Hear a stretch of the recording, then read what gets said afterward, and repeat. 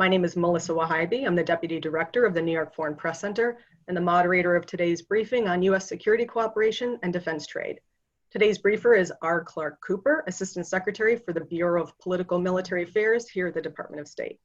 Thank you, sir, for giving us your time today for this briefing. Assistant Secretary Cooper will begin shortly with opening remarks, and then we'll have time for Q&A. If you have a question, please go to the participant list and virtually raise your hand. When you're called on, we will unmute you so that you can ask your question. Also, you might type your question in the chat box and I will ask it on your behalf. If you have not already done so, please take the time to rename your Zoom profile with your full name and the name of your media outlet. And with that, sir, I will pass it over to you. Thank you. All right.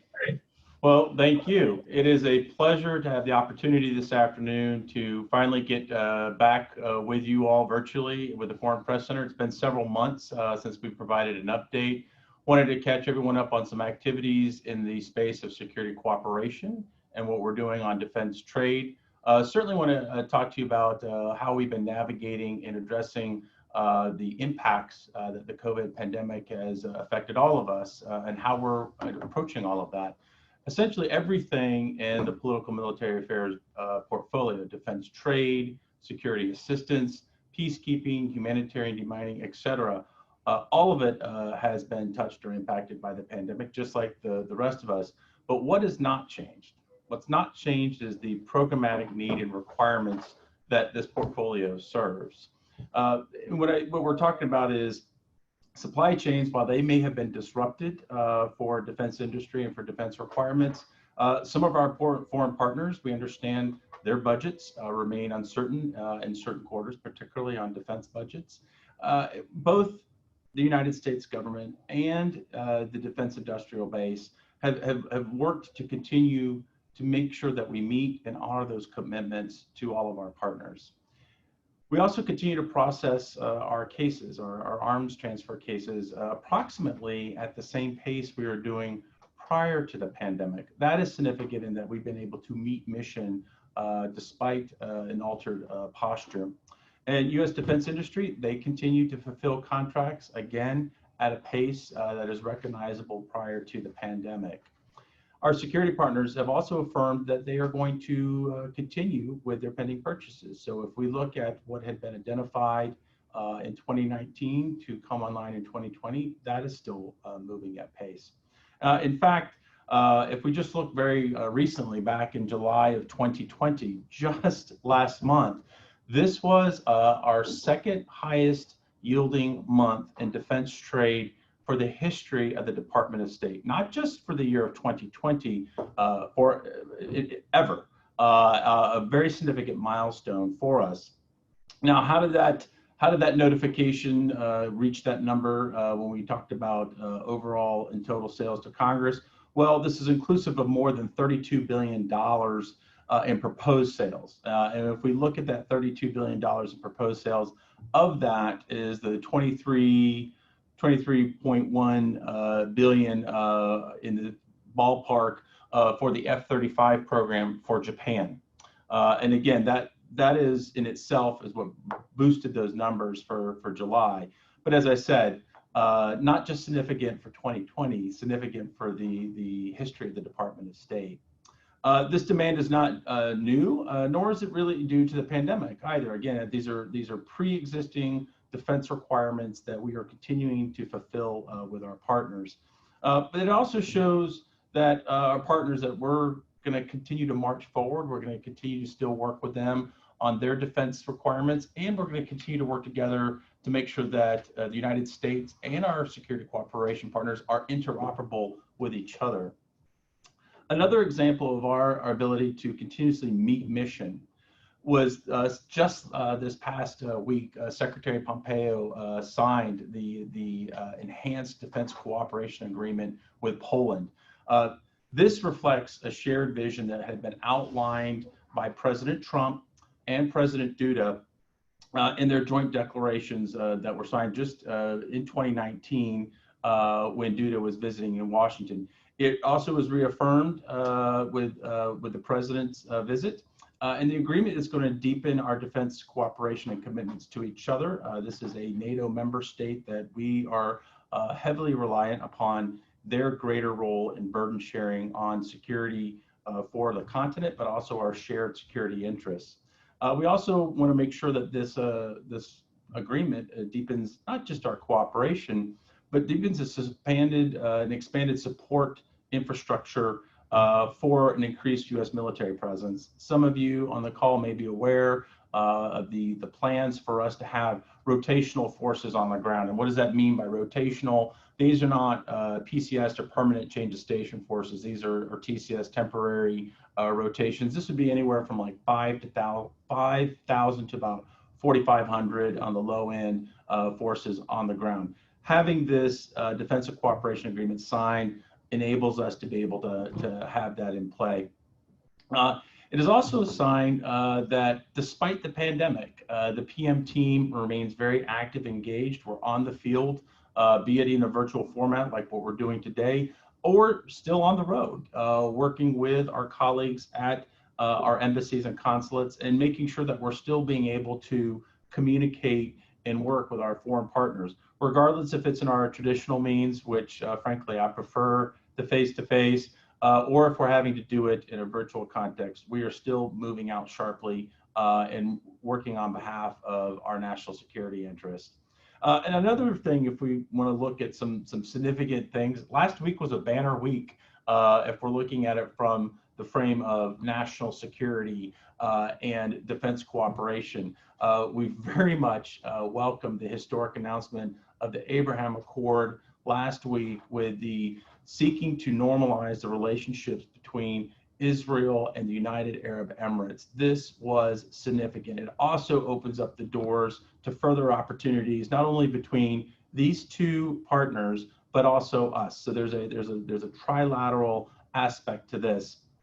And as Secretary Pompeo noted on August 13th, this agreement is a remarkable achievement. Well, when he specified that, it's remarkable in that you have the two most forward-leaning, technologically advanced states, and it reflects their shared regional vision for an economically integrated region. Again, looking at this broader than just two states. Secretary also noted it illustrates their commitment to confronting common threats, and this is something that the United States has done bilaterally with Israel and with the United Arab Emirates. There's a shared understanding about common threats. So regardless of their size, as the Secretary noted, they're strong nations. And we have an extensive, robust, close security cooperation with both of these states. We're going to continue to seek opportunities with both of these states together, or in some cases bilaterally. We want to further our partnerships with them, and we want to make sure that we do meet those shared security challenges that we all are facing today. It heartens all of us that not just here at PM, but the entire national security enterprise in the United States sees this as an opportunity to not just fully normalize these relations, but actually expand them, not only bilaterally, but again, trilaterally. And also, let me take, if we're looking a little bit in the last week or two, I do want to quickly take a moment to address the Office of the Inspector General's report of last week. The department welcomes the OIG's findings, and we particularly welcome them because it put out what we've been saying all along. The Secretary has been and continues to operate within his statutory authority with the Arms Export Control Act.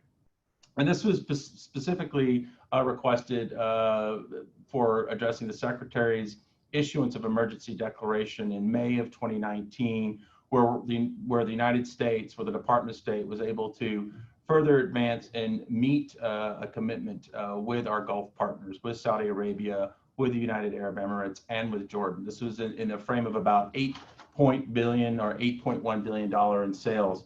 The OIG report also confirms, as we've long maintained, not only did it align with the statutory authority of the department and the Secretary, it also recognized what we were addressing from a foreign policy and security objective. Iran's aggressive and malign behavior and activities was on an increase, on a crescendo during that time through the year of 2019. And frankly, since then, their behavior has further validated the necessity for the Secretary to take that emergency action in May of 2019. So in July of this year, we were also able to roll out an update on a 2018 policy. Some of you may have been aware that there have been significant work in the multilateral fora to address the export of unmanned aerial systems. Many countries are interested in how they can be applied not only in defense, but also in law enforcement and commercial needs. The United States sought to essentially catch up to the needs and requirements of our partners. We were able to do this with a revision to make sure that we invoked our national discretion on the implementation of the MTCR. This is the Missile Technology Control Regime. Wanted to make sure that that strong presumption of denial for transfers of Category 1 systems were to treat a carefully select subset of Category 2 in a way that we can modernize our approach. As I said, we needed to catch up to the pace of application of UAS and make sure that we could continue to implement our MTCR commitments. This makes this more reflective of those realities and technology that are available today. It also helps make available to our allies and partners some capabilities that can address their urgent and emerging security requirements. ISR, or intelligence, surveillance, and reconnaissance platforms, are a perfect example. As a former end user of ISR, I can tell you how valuable that tool is, again, not just for border integrity and defense needs, but also for law enforcement applications. And then I mentioned defense trade earlier and how we had a terrific month in July. Our Director of Defense Trade Controls, they're the ones who've been able to really figure out how we can not only keep a pace, but actually really move in a quick step that is required to fulfill these agreements that had been reached well before the pandemic approached any of us. They continue to work on their support for the defense industry and our foreign partners by putting in some flexibilities. I'll give you a few examples. I won't hit you with all of them, but one of them was some temporary changes to the ITAR. This is the International Traffic in Arms Regulations. What we wanted to do is we were recognizing the reality that many of us, including our colleagues in industry, are teleworking. Most of you are teleworking today, and we wanted to make sure that factoring that, ensuring that continuity of operations, making sure that practicing of social distance, that there was not a burden on industry in these IT systems. So while safeguarding national interest and protecting data, what we did is we applied a temporary suspension on the requirement that regular employees work on site. This meant that we were able to allow trade and industry employees to remote work and do this in a way that will continue. We initially had set that to expire on July 31st. We quickly assessed that we needed to push that out further. So we extended that suspension of on-site requirement to the end of the calendar year, to December 31st of 2020. And of course, we will continue to assess that requirement as we get close to the end of the year. And then to further demonstrate our support for remote work, we actually held our first DTAG, our Defense Trade Advisory Group, in a virtual format in May. This is normally a convening of individuals who are either from industry, academia, or NGOs, and we've always done this in person except this year. Turns out that it actually worked out in a very fulsome format. Some of the feedback was to do that again. We've also done some in-house training seminars historically where people would come to Washington to learn about tricks of the trade and how to coordinate and work with DDTC. Those too have been put in a virtual format, and the numbers of participation actually increased in July, vice what we normally would have had in in-person registration. So let's talk a little bit about the impacts of the coronavirus on security assistance, peacekeeping capacity building, as well as our humanitarian demining programs. Many of these activities have been impacted, not just because of the virus, but also because there's been varying degrees of lockdowns. There's been varying degrees of border access or closed borders. varying degrees of do not travel orders, either on the civilian sector or military enterprises not allowing their personnel to move or engage. And of course, as some maybe have already experienced, extremely limited civilian air travel. All of those have been challenges for logistics, but government funding and the commitment to these programs has not changed. The funding has not abated. It has not been reduced. And as the global response evolves, we will continue to deliver on peacekeeping and security sector capacity building. We want to make sure that we enable our partners to not only meet that urgent domestic requirement that has emerged with the pandemic, but that they can also still meet and maintain their broader national security requirements. So apart from that brief operational pause that seemed to be really impact the entire globe in the April-May period, our crucial work to protect civilians from UXO, unexploded ordnance, IEDs, landmines, that has continued unabated. So again, there's that pause there, but the work has gone back at a pace. Our demining implementers are continuing to closely coordinate with the host nation governments they're working with and host nation health officials to ensure that we don't inadvertently create a further risk or exposure with COVID. So we've put in some protocols there in the field. And then if we look more recently at the very tragic occurrence at the port in Beirut on August 4th, we fortunately, despite the tragedy, we already had a team on the ground working on securing of weapon stores and working with the weapon depots in Beirut, and there was work in place to clear some legacy explosive hazards. And so we've of course have turned that up a notch, so to speak, and are working to add to those efforts. Inclusive of that was providing additional medics to further support the Lebanese Red Cross, as well as help Lebanese officials do some of that initial damage assessment that occurred after the blast. So I share all those things, but it shows the flexibility, the adaptability of not only PM as a bureau, but of the United States government being able to adapt and overcome the challenges and adversity that have been placed not only before us, but the entire globe.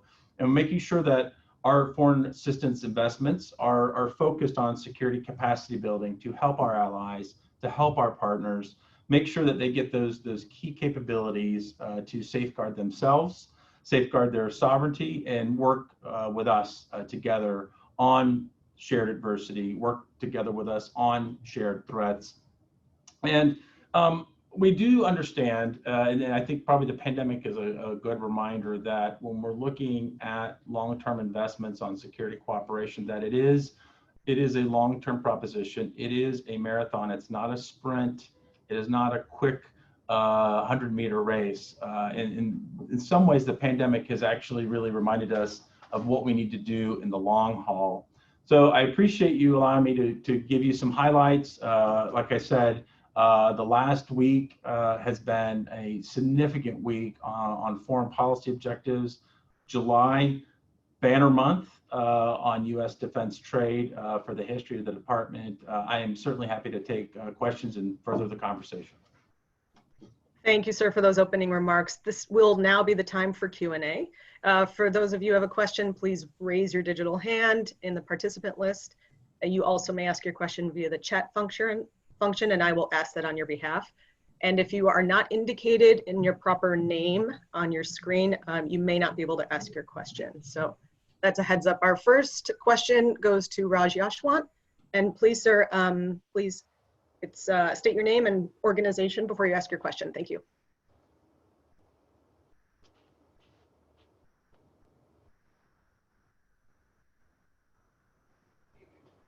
Yeah, I'm muted.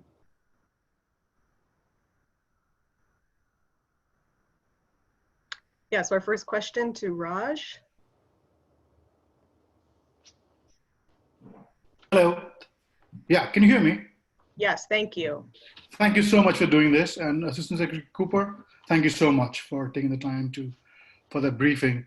Could you speak a little bit about upcoming arms sales to India, especially in the light of recent changes in UAV export regulations, which you referred to briefly in your opening remarks? Thank you. Yeah, so our defense cooperation relationship with India is of course expanding. I mean, this is something that has been a focus of a number of conversations and dialogues, including some upcoming dialogues with India. Your question regarding MTCR and the ability to make available a certain category of UAS, it is a policy not to discuss what has not yet been announced or notified to our Congress. But what I would say is that, as we are offering further advanced capabilities to partners like India, it's a furtherance of our confidence in that relationship with a partner. But yes, the policy change that was announced this summer does essentially open up the possibility for further capabilities that may have not been available in the menu of options for partners just a few months ago. Thank you. Thank you. Our next question will go to Ben Marks with NHK. Ben, when you're unmuted, go ahead. Yes, thank you, Assistant Secretary Cooper. This is Ben with NHK. I'd just like to ask you, with Mr. DeHart's recent appointment to the U.S. Arctic Coordinator, who will be leading negotiations with Japan on a new cost-sharing agreement? And do you have any update to when those talks might begin? Will it be before the upcoming presidential election?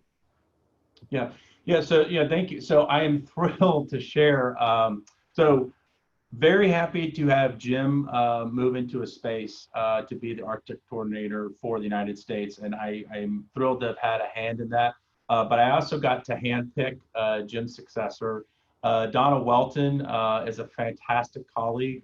She has 25 years of experience with the Foreign Service. For those who have worked with Donna bilaterally, they will recognize her from her time on the East Asia portfolio. She has spent a significant amount of time in Japan, as well as South Korea. She is fluent in Japanese.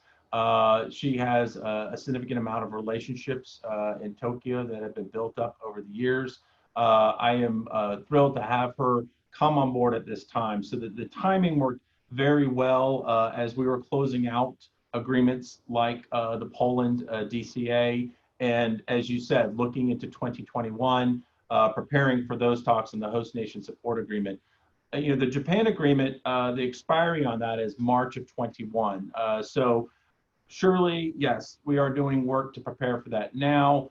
And we will be moving out on that before the end of this calendar year. But I'm not going to talk about the clock at this point. I just wanted to flag that the current senior advisor for senior negotiations for the United States is Donna Welton, and she is currently in place. And that was a very smooth transition. And again, I'm very happy that I was able to select her to be Jim's successor. Thank you. The next question I'm going to read to you from the chat function, so I'm going to try to do it verbatim. It's from Dong Yu with China Review News. Hello, this is Dong Yu with China Review News Agency of Hong Kong. My question is, you met with Taiwanese new representative to the US recently. Do you have any readout of that meeting? It was reported that the US and Taiwan are talking about selling advanced drones and CDCM to Taiwan. Would you like to confirm that? Are there any changes of arms sales policies and procedure towards Taiwan comparing with several years ago? Yeah, thank you for the question. So as mentioned to our Indian colleague on an earlier call, we don't preview sales or notifications that have not yet been announced to our Congress.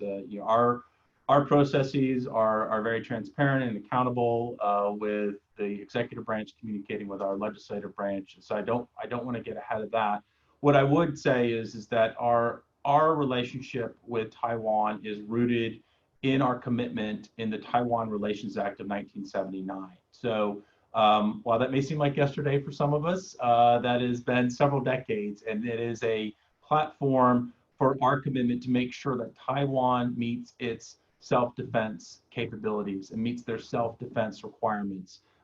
In that, if we look back in 2019, there was a significant amount of defense articles that we were able to notify and move forward on. It was about in the ballpark of $10 billion in 2019. So what I would say is that in addition to our commitment to their self-defense, there is also a very deep and abiding interest in making sure that there is cross-strait stability and making sure that we maintain that deep and abiding interest in the cross-strait peace. So if the question is, has there been a change in policy? No, there hasn't. If the question is, are we working closer with Taiwan to meet their defense needs, then yes, we are making sure that we are going to address self-defense capabilities for Taiwan. Okay, our next question to Ali from Ari News TV. Ali, if you could state your full name and organization and then ask your question.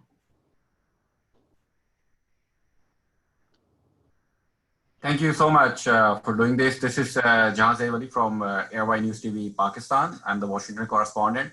Sir, United States suspended security assistance to Pakistan in January 2018 for not taking action against Taliban militants targeting US personnel in Afghanistan. So now when Pakistan is mediating in Afghanistan and kind of playing an important role for the peace process, what is the status of that security cooperation? Thank you.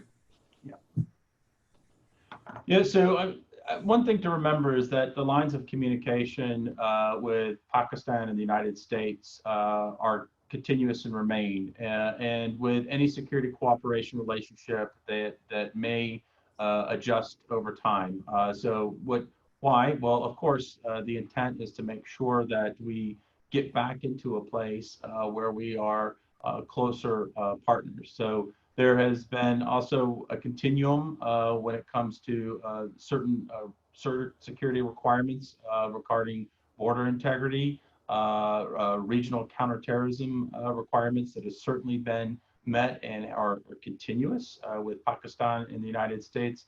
I would just, again, without getting ahead of bilateral conversations in that space, is that we continue to have those lines of communication with Pakistan. The doors are always open, and again, we know from previous precedent with partners that there's always the space to move forward into a closer relationship. That said, as you mentioned, the issue, the challenge of the Taliban, and I would say other extremist elements, that is an issue that is remaining regardless of one's posture in the region, and being able to disrupt that facilitation and being able to actually mitigate any sort of roots of that extremism also remains of necessary interest. But I would offer that we still continue to work with Pakistan on a number of defense requirements, even though the relationship is not the same. But we still need to continue to work with each other. We still need to continue to communicate. Next question to Alex from Azerbaijan. Please state your name and organization once you're unmuted. Yes, thank you, Melissa. Great to see you both. This is Alex Rafolu from TAR News Agency of Azerbaijan. And Clarke, thanks for making yourself available this morning. The United States is present in the South Caucasus with 3 strategic partnerships focused on regional security. And these partnerships, however, are tailored on the 3 countries with different security challenges, if I may. Georgia and Azerbaijan are challenged in their sovereignty and territorial integrity. Given recent escalation between Armenia and Azerbaijan, I'm wondering how much it's going to affect your security cooperation in both countries, particularly given the fact that, according to your own office, Azerbaijan and Armenia are in violation of conventional armed forces in Europe treaty. So there are concerns that your security assistance to both countries, I should emphasize, could inflame the standing conflict between the neighbors? And my second question, if I may, is about Belarus. I just noticed the Secretary's statement. Are you planning to respond by using your security tools in the event of further escalation in protests or Russia's interference? How can we arm decision makers with the right tools needed to prioritize actions? Thanks so much. Yeah, I'll start with the question about tools. So, we've talked a little bit today about some tools that are available that are either of a defensive nature, of a protective nature. We talked about some tools that are of a defensive nature. There are also tools that are of a resilient nature, being able to provide a partner state the ability to push back or mitigate. There are some tools that may be of a less kinetic space.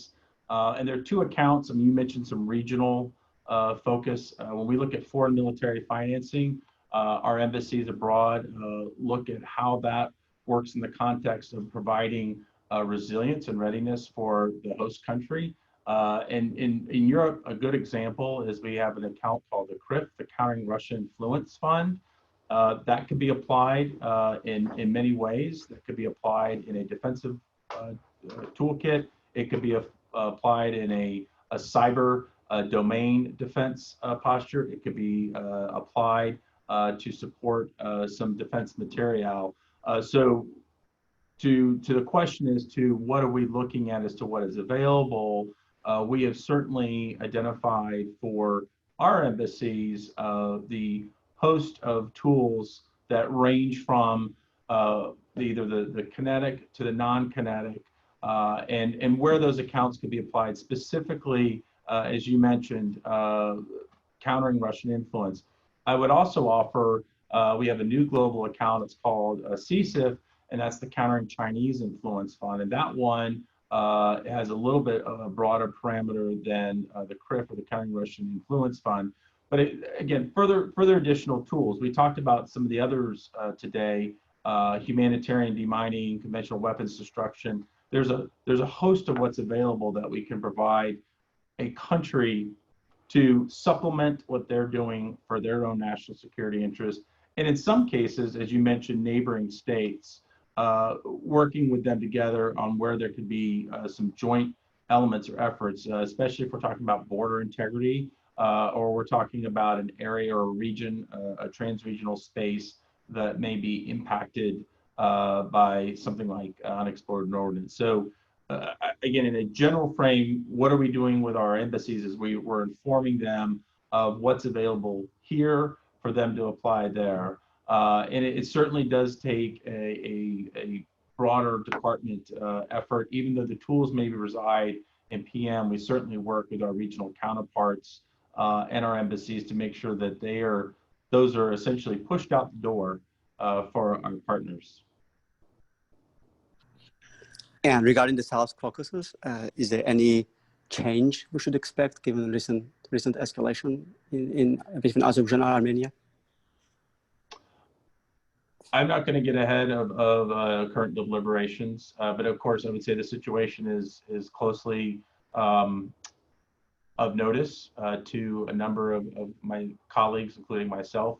It would be, I would put it in the frame of the communications are not just at the post level, they also are occurring here in Washington as well.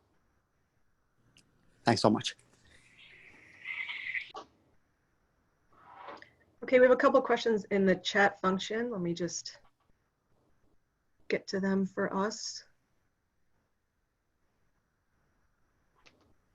Okay, so this says, hello, Mr. Assistant Secretary. This is Duck Beyond from Yonhap News Agency, South Korea. My question is about the deadlock in defense cost-sharing discussions between South Korea and the United States. Recent reports suggest that talks resumed earlier this week with Donna Welton via phone. Can you confirm if there had been any progress made through that phone conversation and if there will be a face-to-face meeting in the near future? Yeah, I'm not going to talk about any deliberations or specific bilateral communications, but what I can talk to is, of course, we are committed to actually getting to a mutually acceptable space for Seoul and Washington. I may have mentioned earlier, I mean, Donna not only is fluent in Japanese, she is quite familiar with the Korean language as well. But the mutual acceptable agreement for the Republic of South Korea and for the United States is been a continuous conversation. It's never ended. While there was a pause, we are certainly reapproaching with them on it's not just cost sharing. Again, it's the burden sharing of the security of the Korean Peninsula. Again, from a regional context, but the communication hasn't stopped. I cannot talk to the specific deliberations that have been addressed, in part because we want to make sure that those warm lines of communication are just that, and we don't want to disrupt what we've done. We certainly have, I would say, we have shown significant flexibility in recent weeks on the need to reach a mutually acceptable agreement. I've emphasized that several times because we have to do this for each other. This is not an either-or proposition. This is definitely of shared interest for both nations. We have a question from Tejinder Singh. Sir, if you could state your name and full organization and then ask your question once unmuted.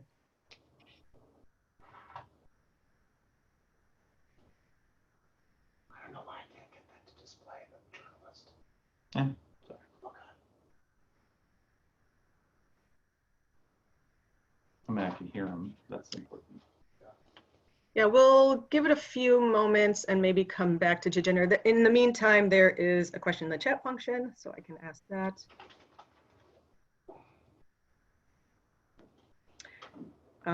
This is, hello, this is Artur from Russian Information Agency. Could you confirm that there is an option to export F-35 fighters to the UAE now that the country has reached a peace deal with Israel?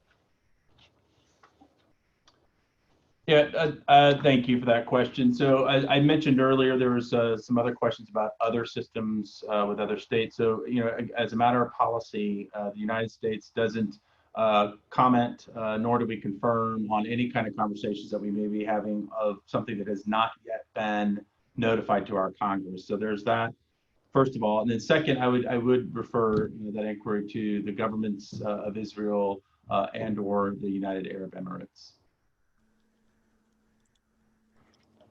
I'm gonna, Tejinder, if you are able to unmute yourself, you can ask your question. Can you hear me? Yes, thank you so much. Go ahead. Okay, this is Tejinder Singh from IIT and Dainik Bhaskar. My question is that if the Secretary can address the question of whether India's current procurement strategy of buying a mix of systems from multiple countries, including Russia, how is it working from a US perspective? And it goes like in most of the capitals, this is the saying that it goes to US, it goes to all the countries. Finally, it's goes to Russia and buys the weapons. So what is your take on that? Well, yeah, so, you know, earlier I was talking about the deepening relationship with India. So, I mean, if one looks historically from where we were about 10, 12 years ago, I mean, there's been a significant increase, right? So there's about zero investment in 2008 with India to US systems. And if we, you know, fast forward to about now, 2019, 2020, we're talking about $18 billion investment, and that's growing. We also recognize the historic legacy sustainment line that New Delhi had with Moscow, and that, you know, to use a metaphor, it's not a light switch to turn on or off, and we don't want to put at risk India's sovereignty or India's national defense as there's a maturation toward future modernization of their systems. That said, there is a risk when significant Russian systems are brought forth that put at risk interoperability with not only the United States, but with other partners that India may be seeking to work with that are either of NATO status or NATO aligned. And then there's also the risk of potential exploitation of technology when we're looking at significant Russian platforms. So to your question about it, is it an either or proposition? Is it completely binary? I mean, the short answer to that is no. There are probably elements and components that may be integrated well into India's defense forces that they want to keep. I mean, again, as a former end user myself, I mean, there's certain weapon systems that I'm quite comfortable with that I would not want to part with in my previous capacity. But when we're looking at modernization and we're looking at interoperability, the key point that has been shared with Indian counterparts in what we're looking at their future capabilities is do not put at risk future opportunities that may be impeded by significant Russian defense articles. Again, it's not everything, but something like the S-400 would be a challenge. Something like the Sukhoi Su-35 would be a challenge. But we also are looking at it from a historic time frame. Like I said, it's not lost on anybody in the Department of Defense or the Department of State that India has had a lengthy historic legacy line there. And it's not an overnight proposition. And like I said, the metaphor I like to use, it's not a light switch. Can I just have a quick follow-up? You mentioned about 10 years ago or 12 years ago what was going on. If you remember that time, the Pakistan and US were very close also. Today, Pakistan is, as they say, in the lap of China. So how does that change the equation in Southeast Asia? Well, you mentioned China. I mentioned earlier it's a global perspective, right? It's not limited to that part of Asia. It's not limited to South Central Asia. It is a conversation and a consideration for all states. I mean, we have said when looking at particularly the Indo-Pacific region that we are seeking a region that is free from coercion.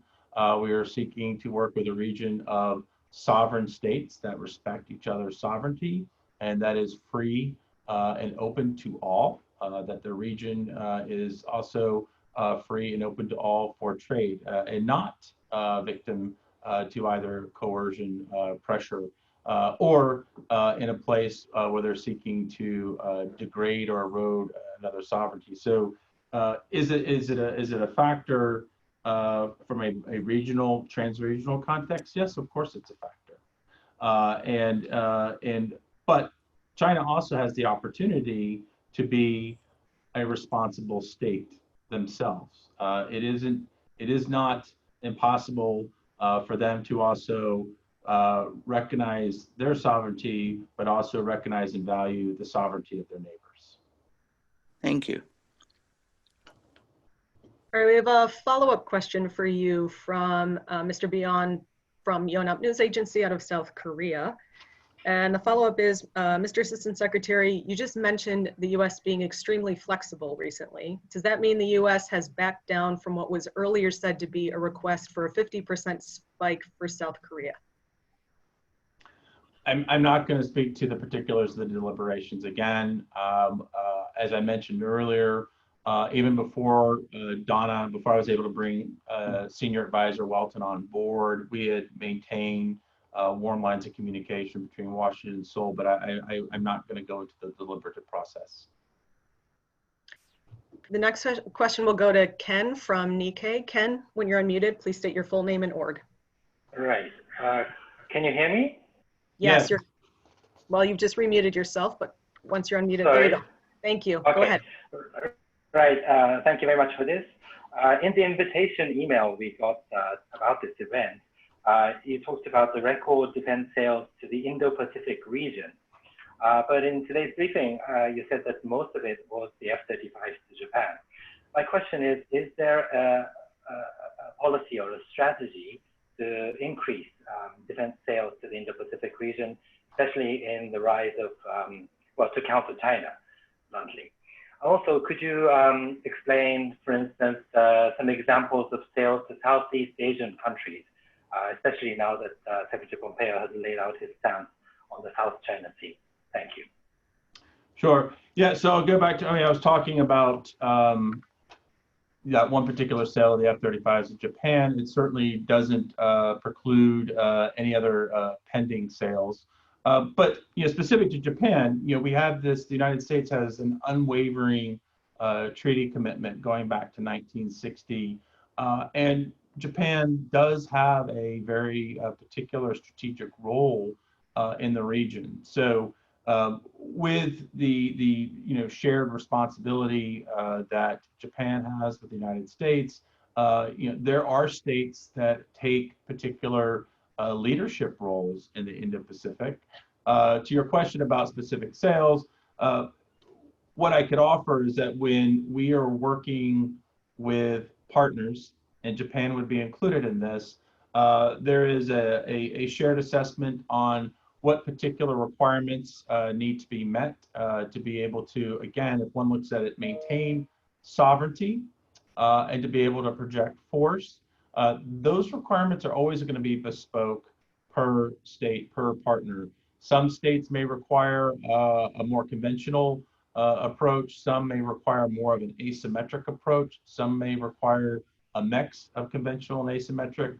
Regardless, to your question about prioritization, it is based on where a state may be in alignment with their commitments to burden sharing. We talked about this earlier regarding the Korean Peninsula. We talked about this earlier regarding NATO and European states facing Russian aggression. So as far as prioritization, I would put it in this light. What states are taking on a significant amount of shared burden, shared adversity when it comes to not only their own sovereignty, but where we have shared interests and where we're meeting a shared threat. And then also where they have requirements that may either be evolving, emerging requirements, or essentially in some cases catching up to modernize a certain capability that may be dated. Again, it's going to vary from state to state, but if one is looking globally, not just at one particular region, and looking at the context of great power competition and looking at what states are meeting particular challenges, this is certainly where we're focusing our attention and energy. Okay, thank you. And anything on Southeast Asian countries?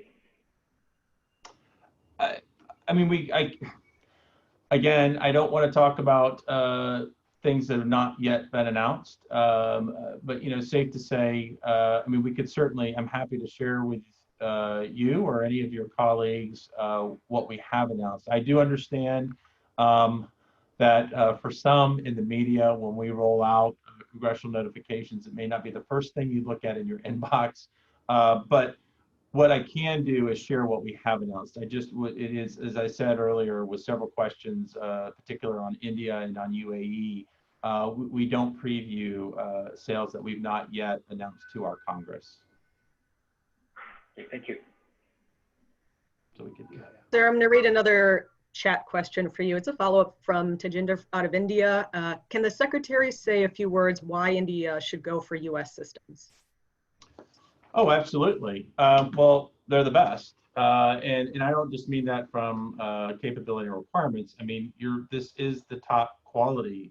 We provide the cutting edge in technology, but there's actually more to that.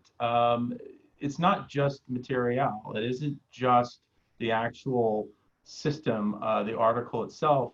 There is a long-term aspect of this. It's an investment. It's an investment in the relationship.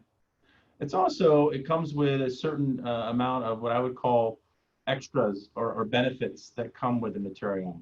With it comes training, with it comes sustainment, with it comes other security assistance and programming that is far superior to what's available by others that may provide a system, but may not provide that long-term sustainment and commitment that comes with that particular system. It is also easy to sell an article or a good that is, say, off the shelf. There was the earlier question about requirements for partners. The United States takes a very unique approach to make sure that whatever is developed and designed for a partner is bespoke to that partner's requirements. That is unique. And why is that unique? Well, again, it's easy to buy something off the shelf. It's easy to buy something off the rack. But our procurement programs, our defense trade programs are designed to be just that, designed to build, designed for the partner, built for the partner, sustained for the partner. Better quality, better commitment. That's great. At this time, I'm going to give a brief moment for those who have called in on the phone. If you've dialed into the Zoom and would like to ask a question, you can press *6 to unmute yourself. I will see that you've unmuted yourself and I will call on you based on your area code. So I believe we have a question from 646. So go ahead, please state your name and organization. Hi, good afternoon, Mr. Secretary, Mr. Assistant Secretary. This is Raj Khan from the Nikkei Asian Review in New York City. I had a quick follow-up to what you said about, again, India. You said certain weapons will form a red line, like the Su-35, and some will not, because it's not a light switch, and it will take years to integrate. Which weapons beyond the Su do you think are a no-go area for the U.S. and for the Delhi-Washington dyad versus your light switch option, which is understandable, long-term, and integrated? Thank you. Right. Yeah. So again, we're all wanting to avoid the light switch, and why I mentioned that, I'm just going to, as a student of history, pardon me for citing this for some of our colleagues. Not you, Raj. You already know this, but if we go back to the early 90s and the fall of the Soviet Union, one of the things that we observed here in the United States was countries that maintained or were dependent on a sustainment line from Moscow suffered greatly because that light switch did happen. It did turn off, and that was quite catastrophic and disruptive for any country that was dependent on particular articles and material, if not sustainment, right? So knowing that, we don't want to put any partner, and that would be including India, in a situation that occurred like in the early 1990s. That's not what we want to do. To your question about, what would those red lines be? I would say that we certainly don't want to prejudge any specific transaction or potential transaction. I mentioned two examples that have been problematic for the United States, the S-400 and the Sukhoi, the Su-35. But safe to say is that this is part of the conversation that the United States, that the Political Military Affairs Bureau here at the Department of State, as well as our defense colleagues at the Pentagon, why we make sure that we have these ongoing conversations with our partners, because to your question, we certainly don't want to find anybody in the space that being surprised about there being an issue. So it's important when talking about meeting requirements, regardless if it's an air defense requirement or if it's a border requirement, what can we do collectively to address that? And if there is a particular defense article that may not be of U.S. origin or Western origin, if it meets the requirement and is not disruptive to interoperability or does not put at risk unique U.S. technologies, that could be a different conversation.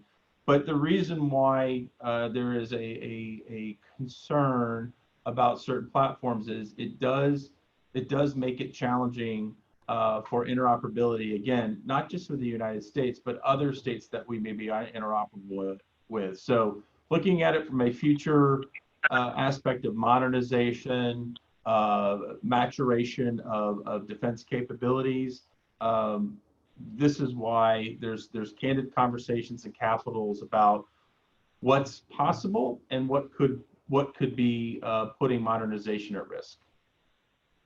Right. Thank you. And just a quick follow-up, sir, about do you have a comment about the F-35 sales to the UAE and the SPAT, which is developing there? Yeah, that was asked earlier. A colleague of yours asked that question earlier. So, as I've said, if I had a dollar for each time I've said this today, a sale or any kind of consideration that we've not processed or notified our Congress to, we don't, as a policy, we don't comment on. In particular, that one, I would refer you to the governments of the UAE or Israel. But again, on a macro, we don't confirm or comment on any proposed defense article that we've not yet notified to our Congress. Thank you, sir. Our Assistant Secretary only has a few more moments. We have, sir, do you have time for 2 more questions? Oh, yes. Yeah. Okay, great. Yeah, so we'll start with Alex and then end with Raj. So Alex, you can go first.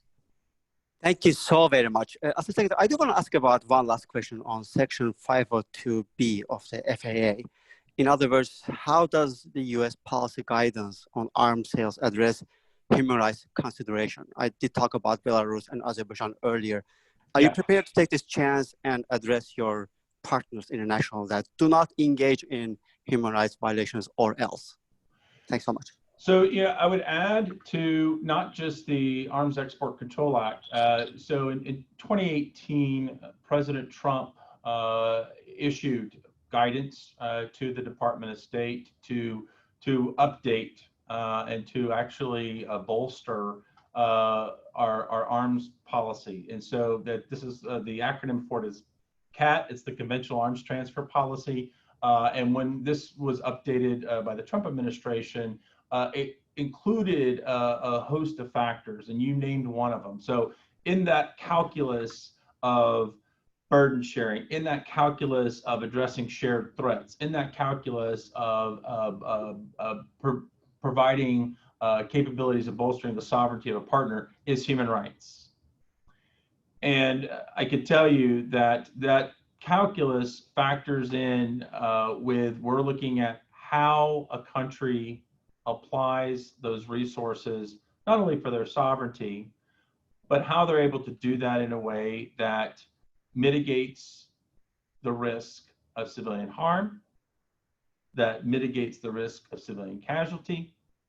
And we didn't talk much today about it, but some of our partners are also troop contributing countries to either UN mandated peacekeeping operations or other multilateral peacekeeping operations.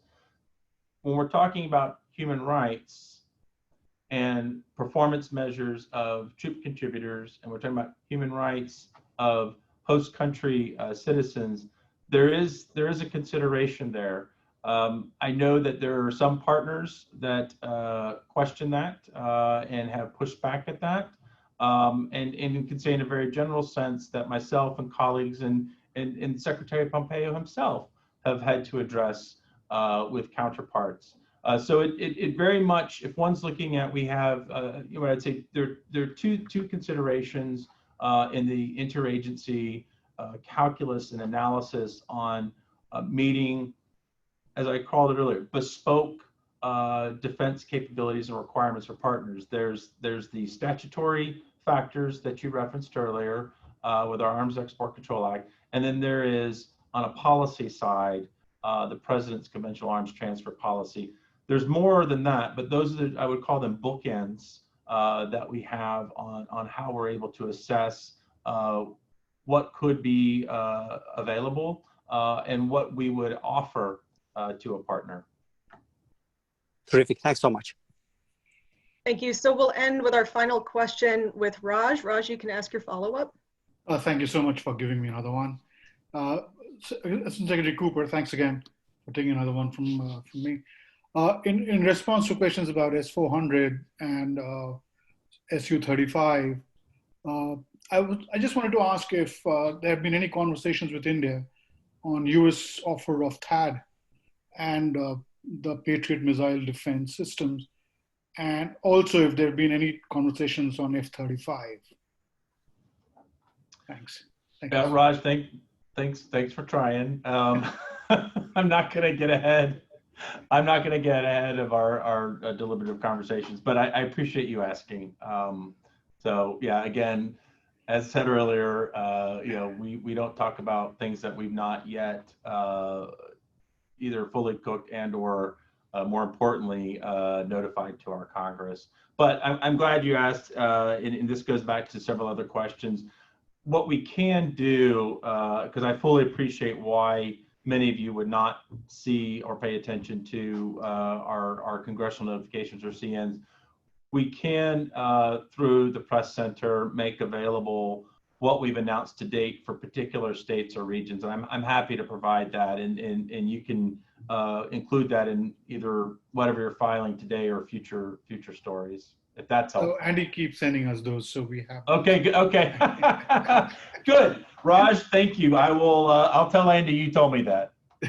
Thank you so much. Yes. All right. Yeah. You have a safe one. Yeah. Well, that's it. I'm glad to also know Andy's doing a great job getting everybody what they need. That's it for questions. Assistant Secretary Cooper, thank you so much for briefing us today. To our participants, a transcript and a video will be posted on our website. That's at fpc.state.gov. If you publish your story as a result of this briefing, please share it with us, and you can send that to nyfpc@state.gov, or even send it directly to Andy, as many of you are already in touch with him. Well, this concludes today's event. I wish you all a good afternoon. Thank you.